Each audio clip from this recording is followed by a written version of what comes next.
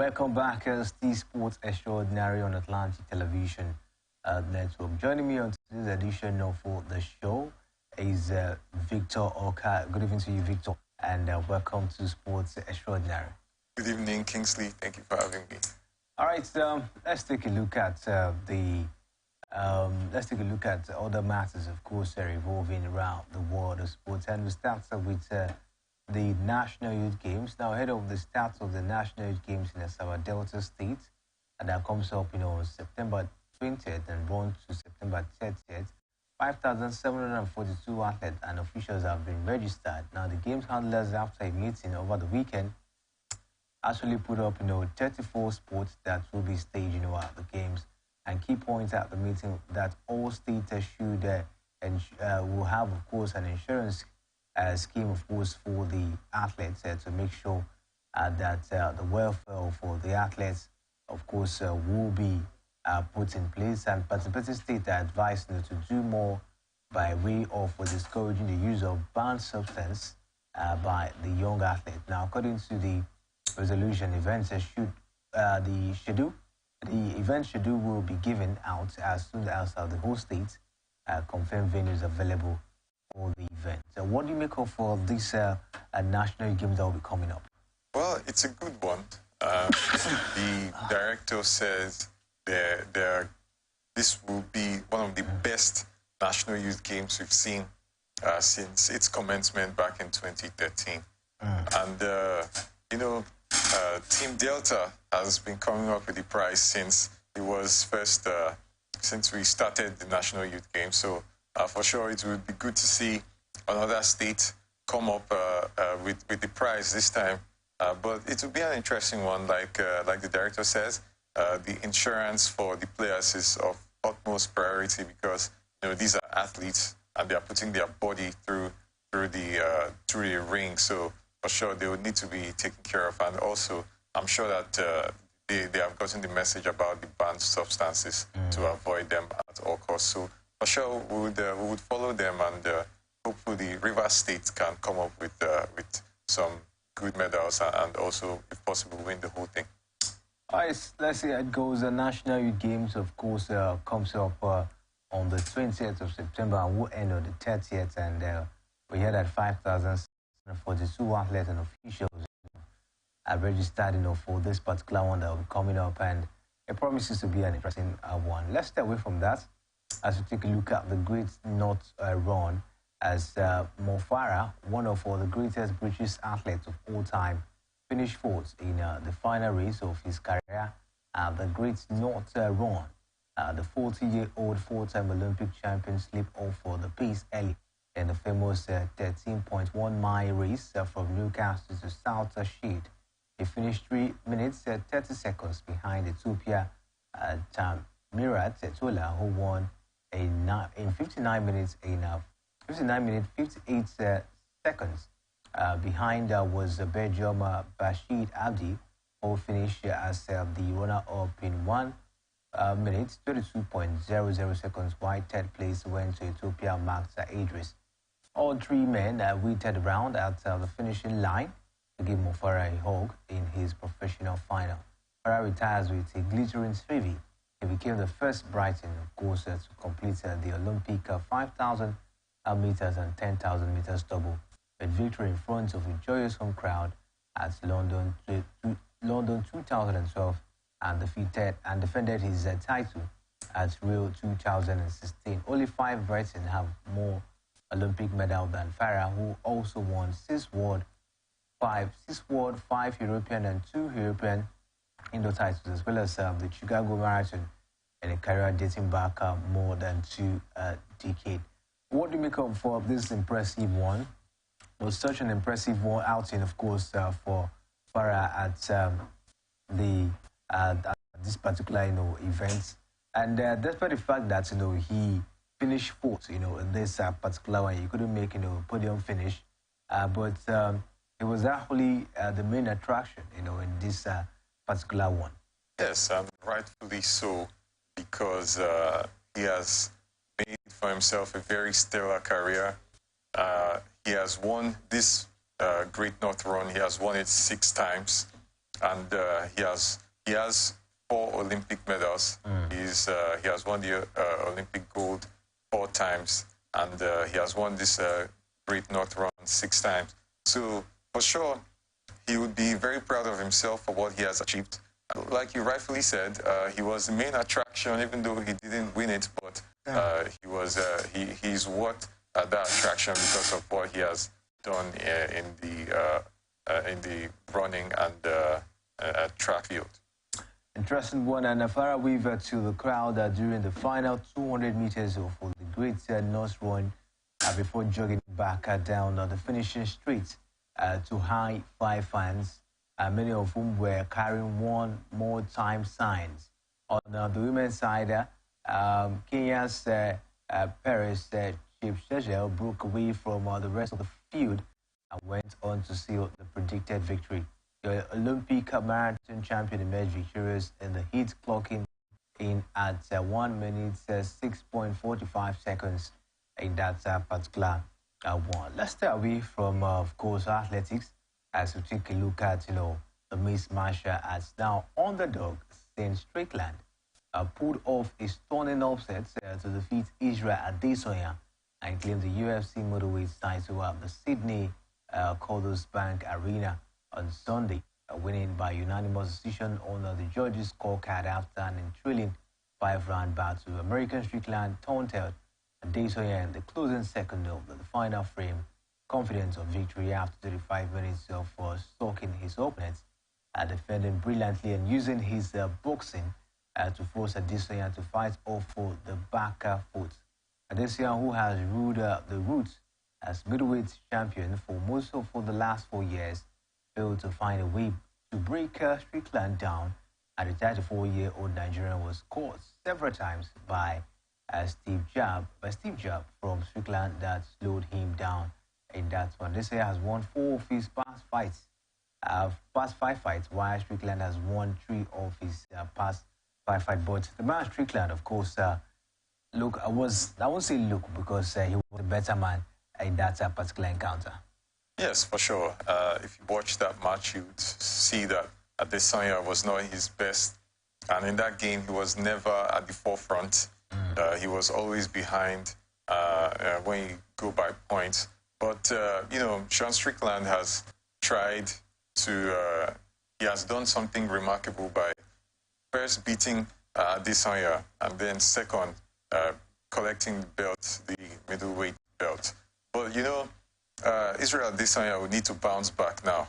And there are talks of him getting a straight rematch with Sean Strickland for the title again. But, there are also other high names in the UFC who are saying that Adesanya should not get a straight rematch right now, that the belt should kind of move around a little before it comes back to Adesanya, because the last time he lost it against Pereira, he got a straight rematch and then he won it again.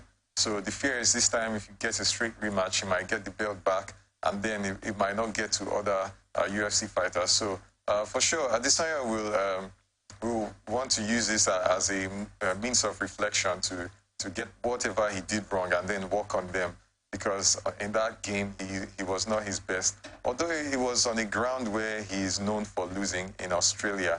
He has lost 4 of his last 5 fights in Australia. So it's not a favorable ground for him. It definitely wasn't a favorable ground when he fought Strickland. But for sure, he would want to bounce back. He's a warrior.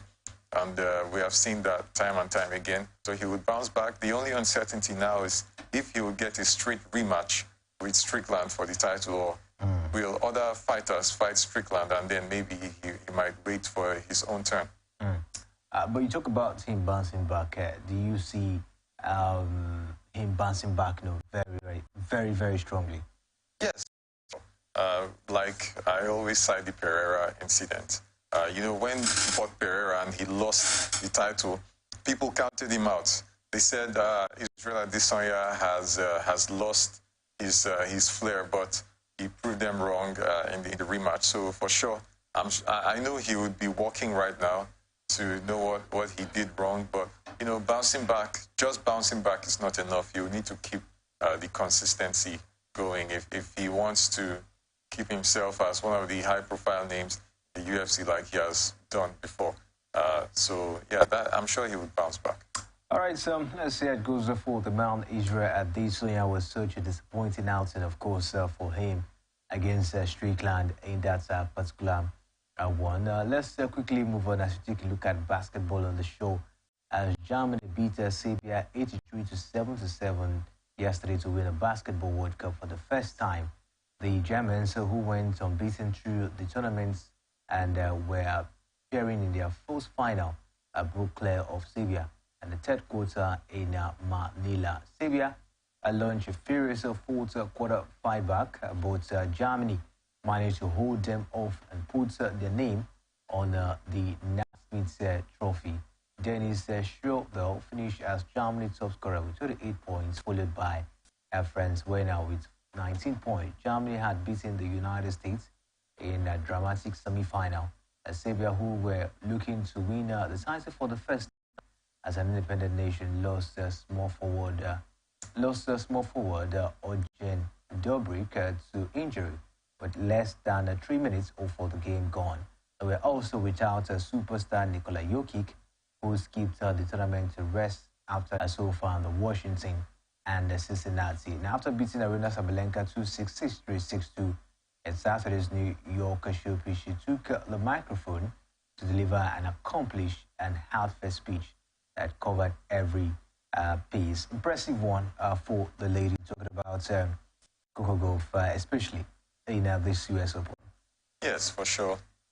Like we were talking about earlier, the loss at the French Open must have spurred her to work harder to achieve this feat. You know, Coco Gauff is someone who has achieved so much at a young age, even before winning this Grand Slam. Just at 15, she got into the all-English, very good tennis player. And then now she's facing Arina Sabalenka, and she won. So I think the focus now should be that hard work and how she can, you know, go off the back of this win and win more titles. She's just 19, and so she has a long, very long career ahead of her. And so she should be proud of herself for what she has achieved at such a very young age. Remarkable young talent. And Arina Sabalenka will also understand that, you know, even though she's world number one, she can still be beaten, and Coco Gauff will be happy for this Grand Slam. It's her first Grand Slam, so she will be proud. You talk about this one being Coco Gauff, you know, first Grand Slam, which was really an impressive display from her, you know, this one, putting up some impressive dominance, you know, as a stand. But how far do you see Coco Gauff maintaining this level of dominance? Yes, for sure. Like I said, she has a long career ahead of her. But, you know, the tennis world and the ATP, you have lots of talent, not just Coco Gauff. There are also young talents that are also coming up. But, you know, Coco Gauff is one to look out for because she caught her eyes when she was still 15 years old. Yeah. And she has been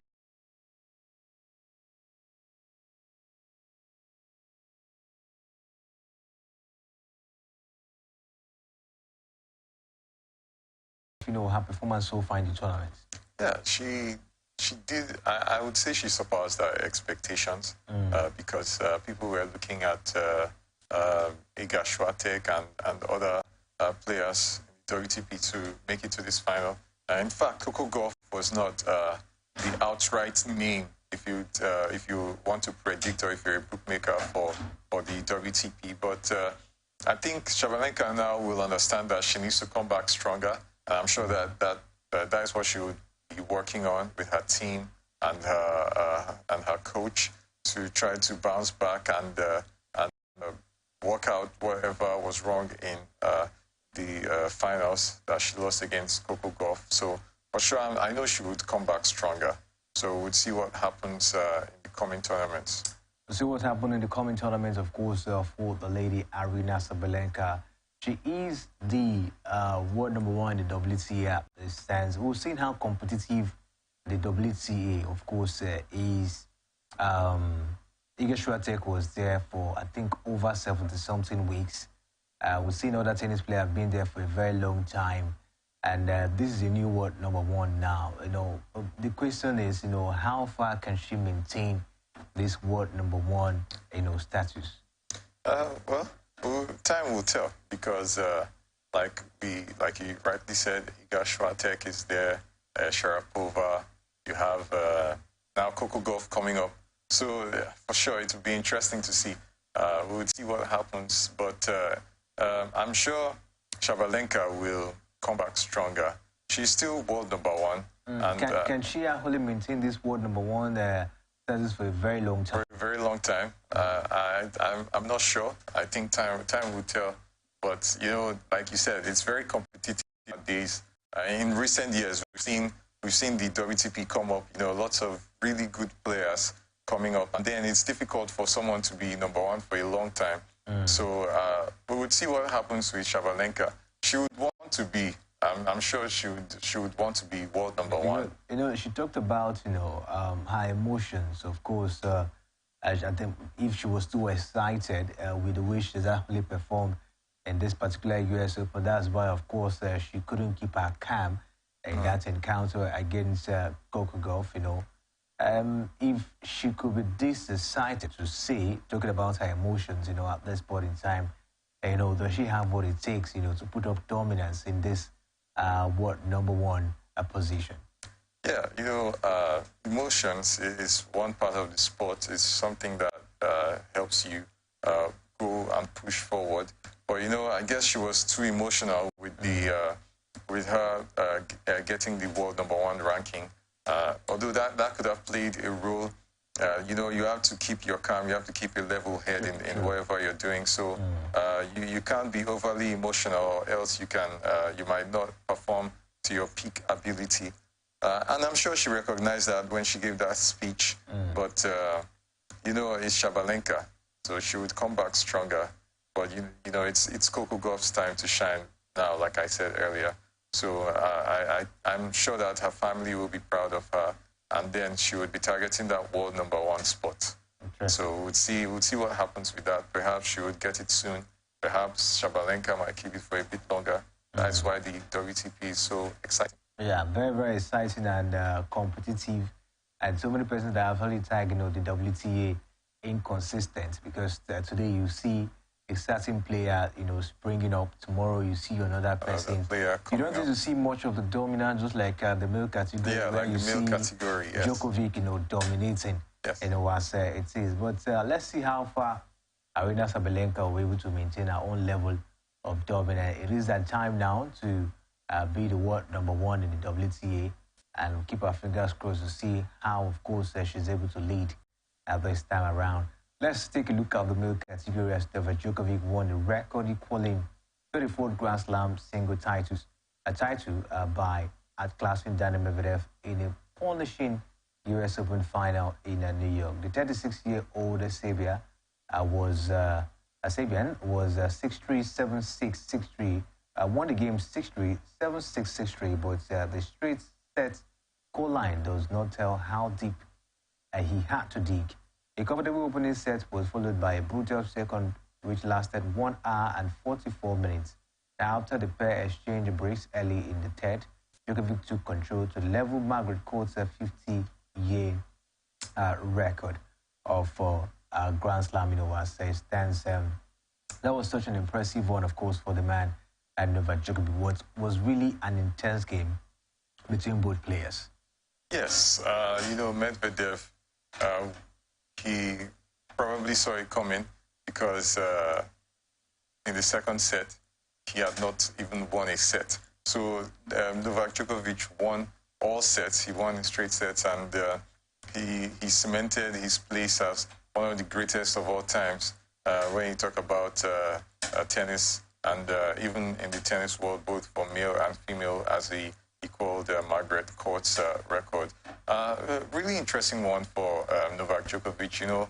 He has had to dig very deep, lots of interesting runs in this tournament.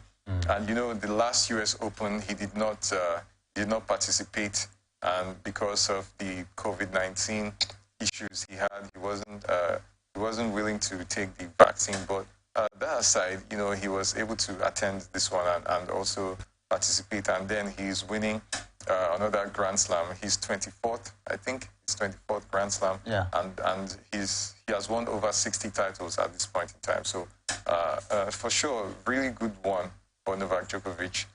He has surpassed Roger Federer and Rafael Nadal long ago, and then he has cemented his place as perhaps the greatest of all time, arguably. But when you talk about tennis, you cannot talk about how tennis has reached the broad sphere without mentioning players like Rafael Nadal and Roger Federer and all the rest. But Novak Djokovic, the stats speaks for itself. If you want to look at his stats, they are glittering, they are glaring for all to see that he has done so much work in his career. And for sure, if Novak Djokovic retires today, he were to retire today, I'm sure he would be proud that he would have no regrets because he has achieved everything that he could possibly have. And but I don't think he's willing to retire at this point in time. So, and rightly so, he still has a fire in his belly. He can still go forward, but we'll see what happens with that. Great one, great achievement for him. Great achievement for Novak Djokovic. Of course, the numbers are in his favor. And from what we've seen so far, the man has been very, very fantastic, of course, with his games. He's now the world #1, and he's equal Margaret Court's, Grand Slam record of 24 as a stand. And so many persons are asking, 36, and just like you mentioned, still has some level of energy in him, to continue playing tennis. How many Grand Slams do you see him winning going forward? I see him winning a lot because at this point in time, if you had watched that game, you would see that Medvedev didn't stand a chance. Although he's a good player and he actually tried in that game, did his best, but Djokovic outclassed him. I would say, a class and experience comes in times like these. So for sure, if Djokovic decides to continue participating in competitions in Wimbledon, and we would see him winning more Grand Slams. I'm very sure of that because, like you said, he has energy left in him. He's just 36, and he has the body of a 22-year-old, so he can still go forward until he's say 40, and you can only imagine how many Grand Slams he will have by then if he keeps this level consistent. So for sure, like I said, he's one of the greatest of all time. So if he continues, he would win more Grand Slams. You talk about, to himself, but I don't know what you make of it. 24 Grand Slam to his name, and I think he has won the Grand Slam more than the big three, the other two big tennis players, talking about the likes of Rafael Nadal and Roger Federer, at this point in time. And the question still pops up, with these feats, can we say that Djokovic is now the greatest of all time? Yes, when you talk about the greatest of all time, you're talking about stats, you're talking about legacy, you're talking about inspiration, how they have inspired other players, and these things come to play. Now, if you talk about stats, the stats are all in Djokovic's favor because he has outnumbered the other two giants in world tennis. But then you talk about legacy and how these other two men have changed the world of tennis to this global sport. Tennis was not this global some years ago or many years ago, but these men have made us to fall in love with the game, including Djokovic himself. So for sure, if you believe Djokovic is the greatest of all time because of his stats, you're not wrong. But if you still tell me that Roger Federer is the greatest of all time because of his Grand Slams and the legacy that he has left on tennis, then I would not argue with you. But for me, if you ask me personally, I would say Novak Djokovic because he has the numbers in his favor. He has won the titles, what's two, like basketball, Formula One, and the rest. So, yeah, Novak Djokovic, I would say he's one of the greatest of all time. But, if he is the greatest of all time, I can't say. But I would leave that to your own opinion. All right, so let's say it is an impressive one for the man, Novak Djokovic. He has only gotten it this time around, very, very huge, and much kudos, of course, to him. His opponent, Daniel Medvedev, of course, really, poured so many words of congratulations, to Novak Djokovic after that impressive encounter, they had. What do you make of Daniel Medvedev? Yes, impressive run, and this is another U.S. Open Grand Slam final after he won the 2021 U.S. Open, another final for him, but he couldn't lay his hands, on this one. What do you make of his run so far? Talking about Daniel Medvedev. Well, I don't think he would be disappointed in himself. He lost to Novak Djokovic, like we said, one of the greatest of all time. But, he in his speech, he said he wanted to dedicate the win to his wife for his in celebration of their anniversary, which is a very nice and sweet thing to do for someone you love. But it wasn't to be for him, as he came up against a hungry Novak Djokovic who had not played a U.S. Open, and even the last one he played was the one he lost. So against Medvedev. So for sure, he would come with a rejuvenated spirit. But, Medvedev, he has won only one Grand Slam, and he would want to go further and win more Grand Slams. In the speech he gave, he said if he wins up to 20 Grand Slams, that he will be satisfied and he will be okay with his career. And presently, Novak Djokovic has more than 20. So you can see the level where Djokovic has gotten to the point where even upcoming players are also aspiring to not even get to the level where he is now, and saying they will be satisfied. It shows his mentality. But Medvedev, for sure, it will be interesting to see in the upcoming competitions. I'm sure he would want to use this as a motivational factor to get another Grand Slam to his name. But for now, he has been defeated by Novak Djokovic. All right, let's see how this one go. And of course, huge congratulations to Djokovic and Daniel Medvedev for getting to another Grand Slam final, despite the fact that, of course, he couldn't lay his hands on this particular one. But we'll take a short break now. When we come back from the break, we'll dive straight into the beautiful world of football. Please stay with us.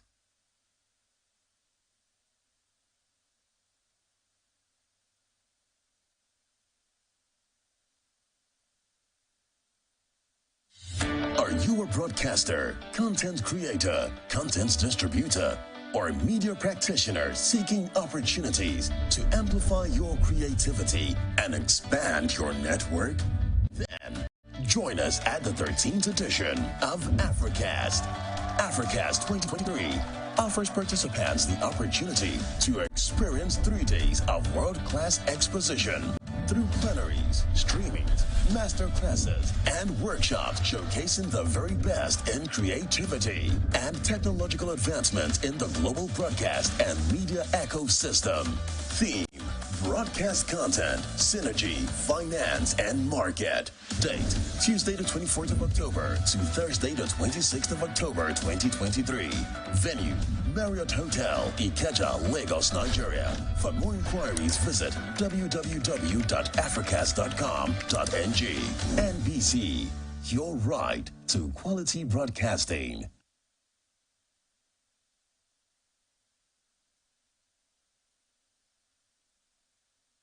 Attention broadcasters, independent producers, and content streamers. This is your chance to buy or sell quality content.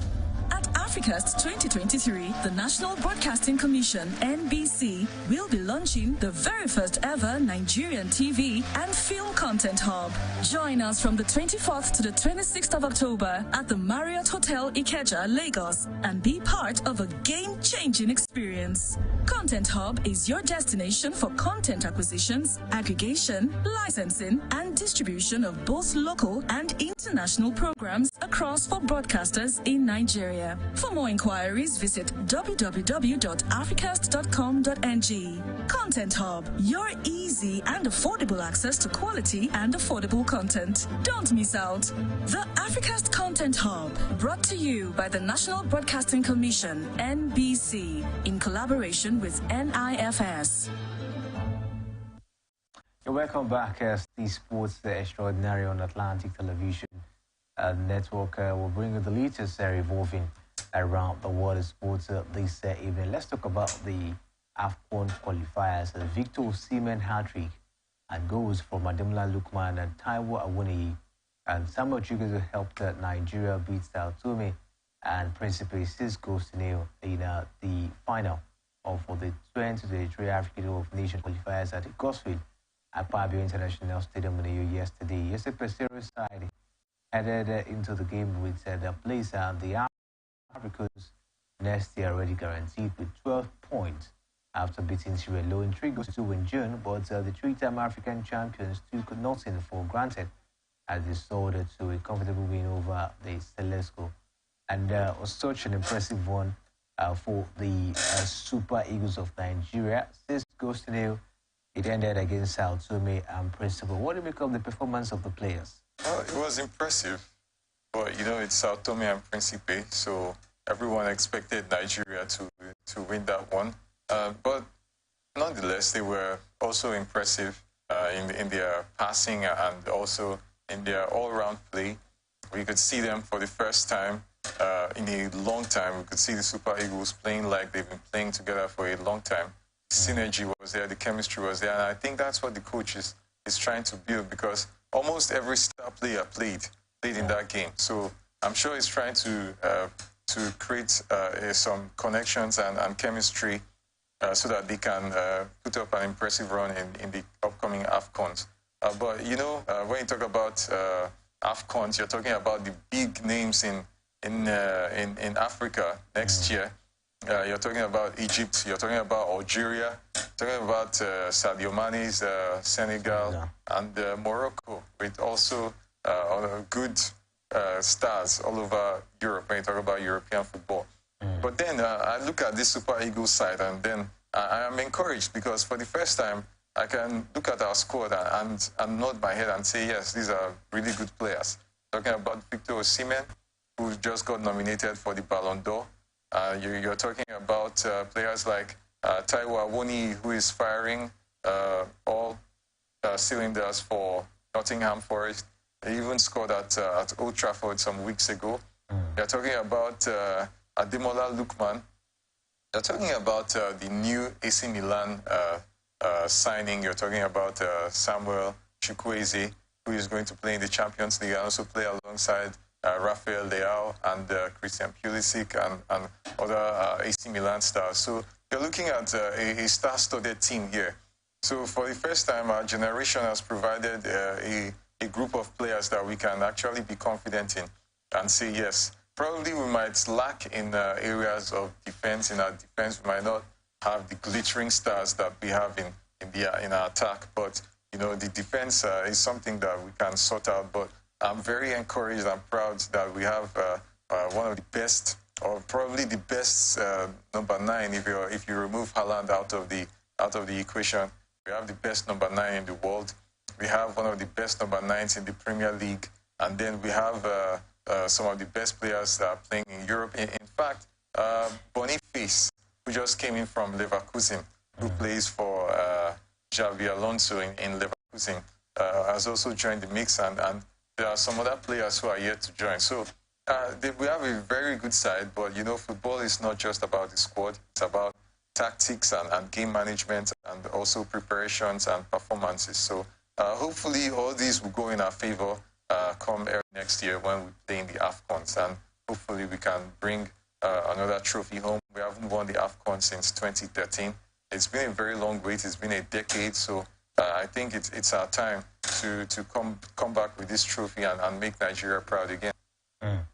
Interesting one. Let's see how that's one, of course, that will happen. But the Super Eagles of Nigeria qualified for the next African Cup of Nations that will be coming up, in Ivory Coast. They finished top of their group with a very impressive, score line as it stands. I think Joseph Pesere is trying to do something, of course, with this Super Eagles side. But Osimhen hat-trick against Sao Tome and Principe means the 24-year-old is now the country's fourth all-time goal scorer with 20 goals.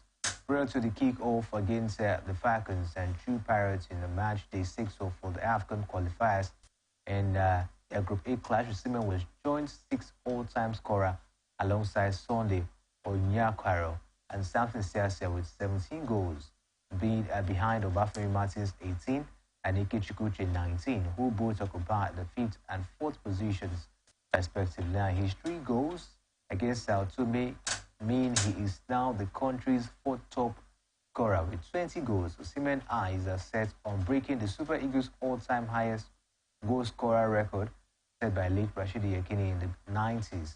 And the legendary striker scored 37 goals in 67 games for Nigeria before he retired in 1998. This means that Osimhen is just 17 goals away from recalling the national record as it is. What do you make of this one?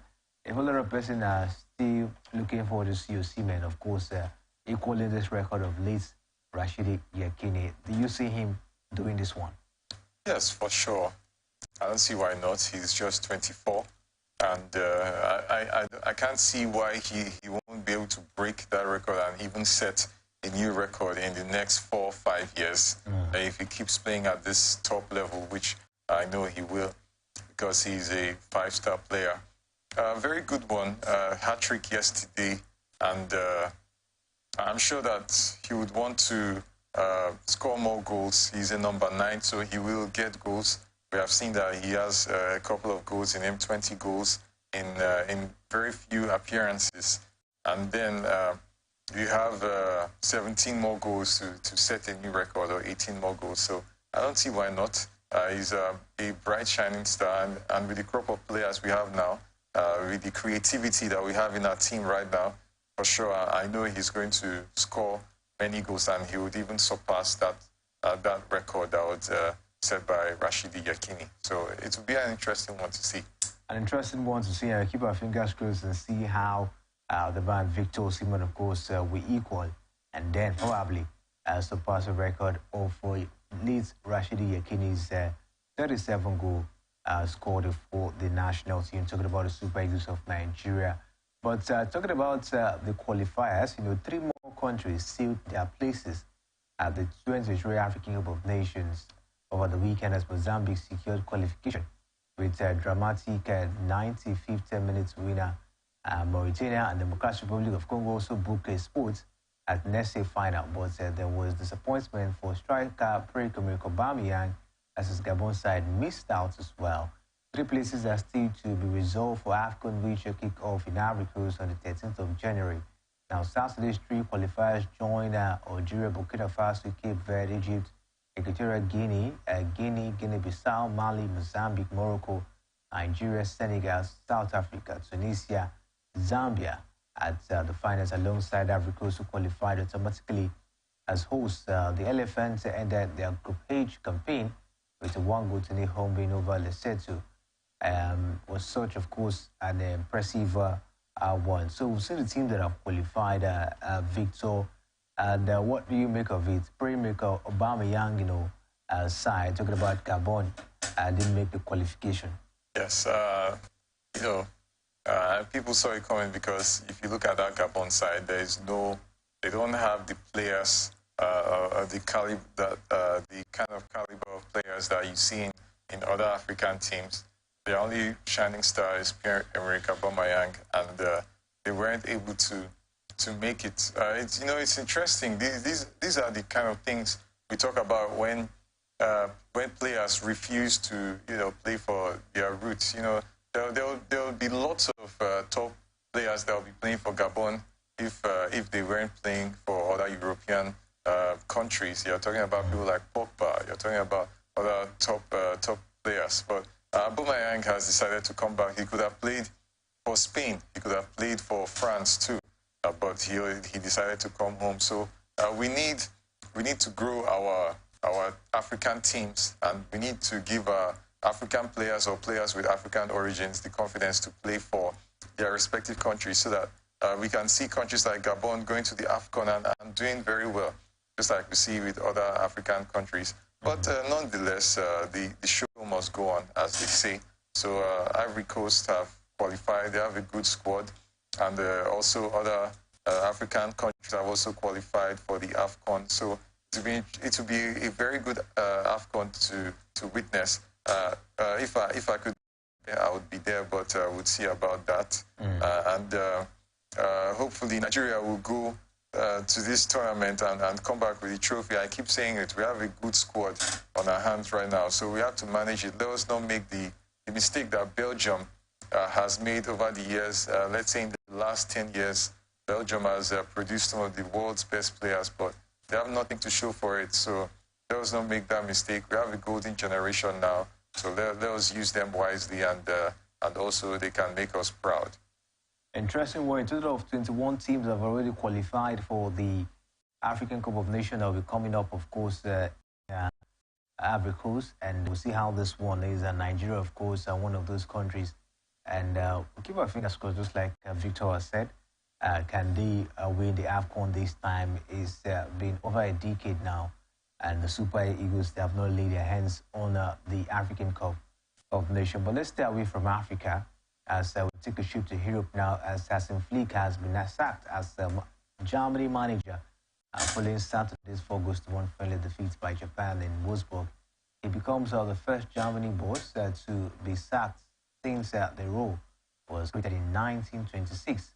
Germany have lost 4-0 for their past 5 games, with Flick overseeing just 12 wins and 25 matches since replacing Joachim Löw in August 2021. What do you make of this one? A really, really huge disappointment for the man, Hansi Flick. Yeah, Hansi Flick, he rose up to the scene in 2020 when he took Bayern Munich side to win that historic Champions League, and not just the Champions League. They won the Sextuple. They won every competition they competed in, and he took on this Germany boss role not quite long after that season with Bayern, and he has not done very well. I would say he has not. He has not taken that mantle of leadership the way that other people will expect. Because if you look at this Germany side, there is no reason on earth why they should be losing to Japan. There's no reason. They have the stars, they have the talent, but Japan outclassed them once again, just like they did in the World Cup. I won't say there's no reason why they should have lose that game against Japan, because if you take a look at the last World Cup, Japan were impressive. Yes. For me, is the margin, the goal margin. 4-1 is not acceptable. It's astronomical. Yes, for the German side. Yes, it's astronomical, especially when you look at the crop of players that they have.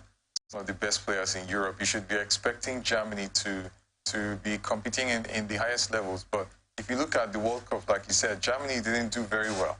And even the last 2 World Cups, the one that France won, they also didn't do very well.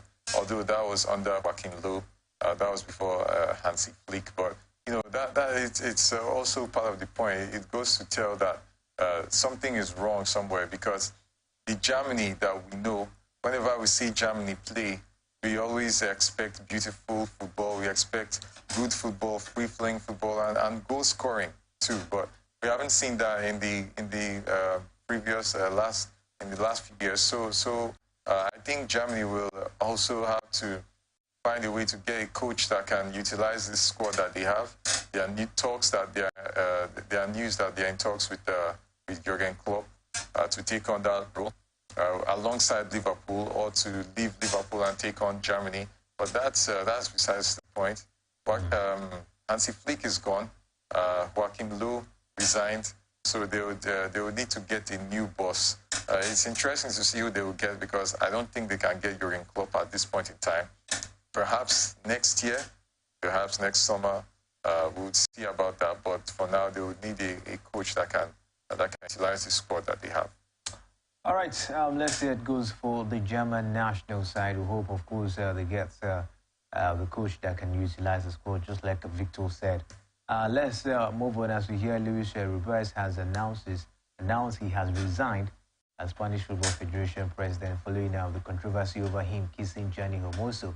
Rubiales kissed the player on the lips during the trophy presentation after Spain's victory over England in last month's World Cup final, but Hermoso said the case was not consensual. FIFA suspended Rubiales pending an investigation into his behavior, and Hermoso submitted a complaint to the National Prosecutor Office earlier this week, which is now with Spain's High Court.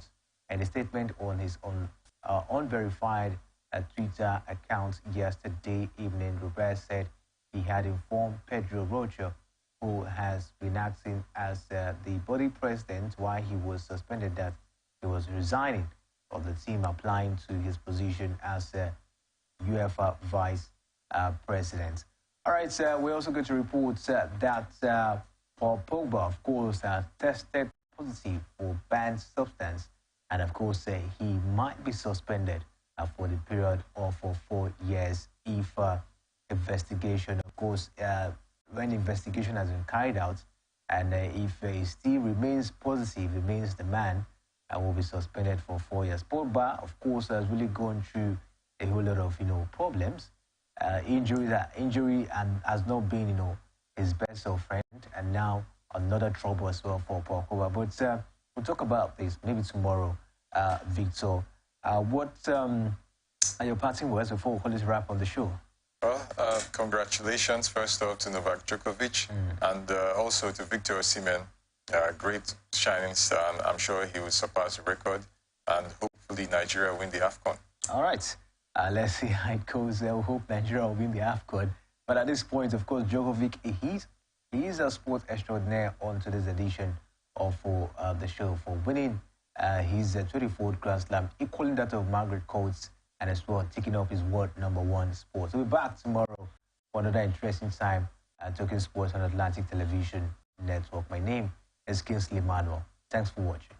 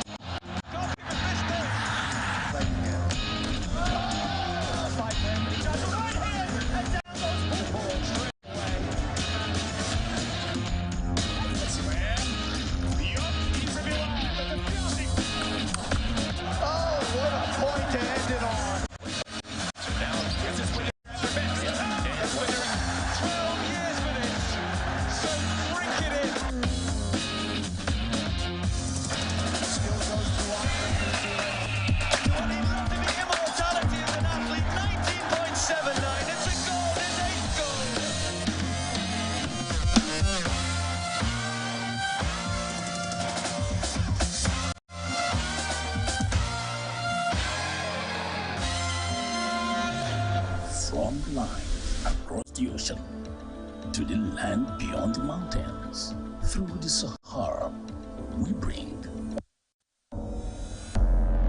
Every day, our lives are changed by history. We are one people, all of us. Leaders, politics. Nobody's ambition is what's the blood. I have fought a very family. Natural occurrence, war.